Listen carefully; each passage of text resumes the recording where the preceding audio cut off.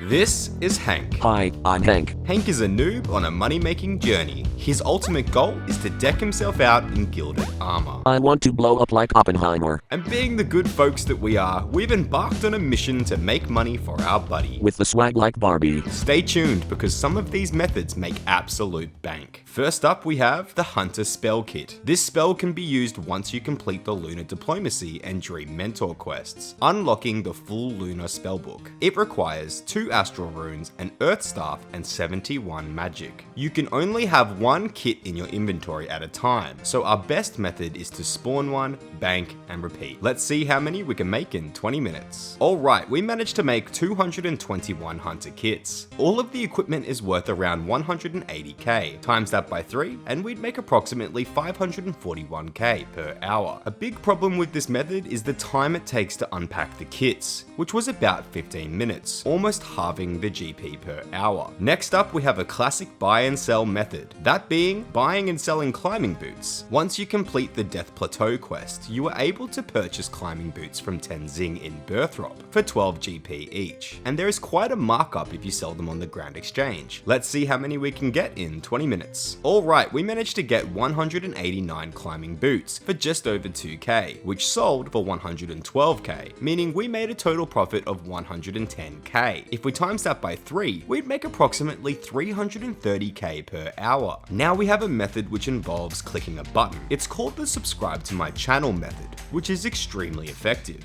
Alright, now we have an interesting one. Buying cannons from the dwarf engineer, Nolodian, and selling them as cannon sets on the Grand Exchange. Once you complete the dwarf cannon quest, you unlock the cannon store south of Ice Mountain. If we turn these parts into sets, we should make about 20k profit per cannon. This method does need a bit of starting cash, but just to test it, let's see how much profit we can make from 10 sets. Alright, getting 10 sets took about 10 minutes and cost 7.5 mil. Now make sure you go through the dialogue with the NPC instead of the store to get the cannon parts for 750k. Also, just another tip is you'll need to note the cannons when you bank, and have no other cannon in the bank, otherwise he won't sell you the set. And weirdly enough, cannons with an ornament kit don't actually count. Alright, we ended up selling 10 sets for just over 7.6 mil, meaning we made over 100k profit in just under 10 minutes. This method would easily be over 1 mil per hour. Next we have quite a random method, panning for gold at the dig site. Once you complete the dig site quest, you unlock the ability to pan for gold. You can actually do this without the quest if you bribe the panning guide with a cup of tea, but does it make decent GP? When panning for gold, players can find gold nuggets, which can be traded in for gold ore. You can also find oysters, uncut opals, uncut jades, and coins. And you will also get 2 fishing experience and 2 mining experience per pan. Let's see what we can get in 20 minutes. Okay, this is what we managed to get. First, we need to trade in these nuggets for gold ore at the exam center. 3 nuggets equals 1 gold ore. Alright, we managed to get 25 opals, 18 jades, 22 oysters, 8 gold ore, and 126 GP after 20 minutes of panning gold. This is all worth about 25k. Times that by 3, and we'd make approximately 75k per hour. So definitely not worth your time. Geez, all these moneymakers have got me thirsty. Well, this next method might be able to help, and that's buying Ale Yeast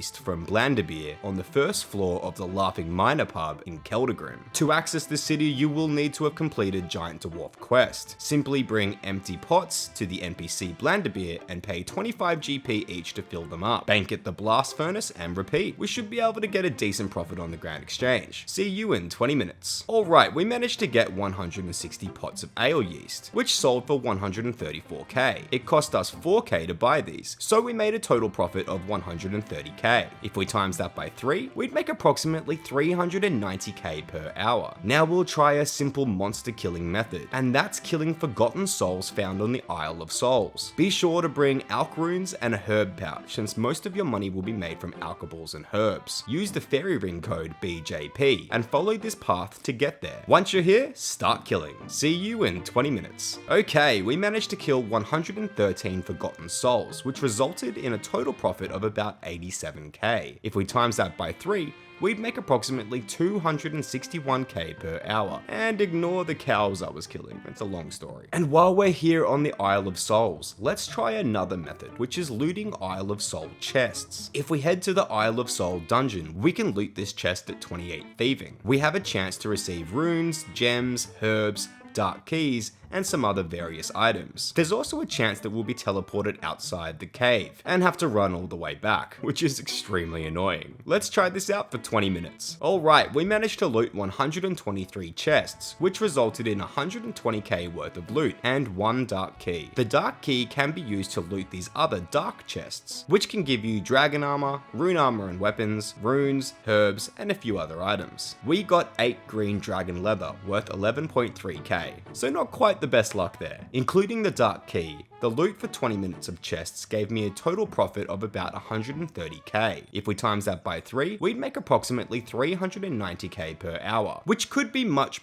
more if you get lucky. Next, we'll be doing a chill AFK method, which has the potential to make massive profit, that being crushing superior dragon bones. I've purchased 1000 superior dragon bones for 7k each. Let's see how long it takes to crush these and if we can make profit. Alright, we managed to crush the 1000 bones in about 30 minutes. The crushed bones sold for just over 7.5 mil, which means we made a total profit of about 500k. If we times that by 2, we'd make approximately 1 mil per hour, and it's extremely AFK. And don't forget to use the menu entry swapper plugin on RuneLite so you can left click the bones. Next, we'll do a classic method, that being filling sacks with cabbages. We should be able to make a decent profit. Now, I went a bit overboard here and bought 10,000 cabbages, but who knows? Let's see how many cabbage sacks we can make in 20 minutes. Alright, we managed to make 500 cabbage sacks, which sold for 495k. The cost of the original cabbages and sacks for 500 was 17.5k, meaning we made a total profit of 477k. If we times that by 3, we'd make approximately 1.4 mil per hour. Pretty damn good, but there is a lot of clicking. And now for a random unique method, that being buying and selling Relisim Bombs. Now I could be saying that completely wrong. These bombs can be purchased from Uglug Gnar, found near Castle Wars. You will need to complete the Zoga Flesh Eater's quest. These 3-dose bombs can be bought for 200 GP each, and should resell on the Grand Exchange for a decent profit. Let's see how many we can get in 20 minutes. Alright, we managed to get 1080 bombs. The cost of these was just over 270k, and they sold for over 1 mil and 70k. If we minus the cost of the original supplies, we made a total profit of 800k. If we times that by 3, we'd make approximately 2.4 mil per hour, which is actually insane. Gilded armor, here we come, baby. And now for the moment that we've all been waiting for. How much did we make for Hank's Gilded Armor Fund? We made a total of 2.5 mil, with only one item left to buy, that being the Gilded Scimitar. Last episode, we had 600k left over, which means we now have a total of 3.1 mil. We'll be stepping it up a notch in the next episode to try and reach that Gilded Scimitar at around 15 mil. Please consider subscribing if you enjoyed the video. Why not chuck a like on here as well for good measure? I'll be back next week with another video. Okay, bye.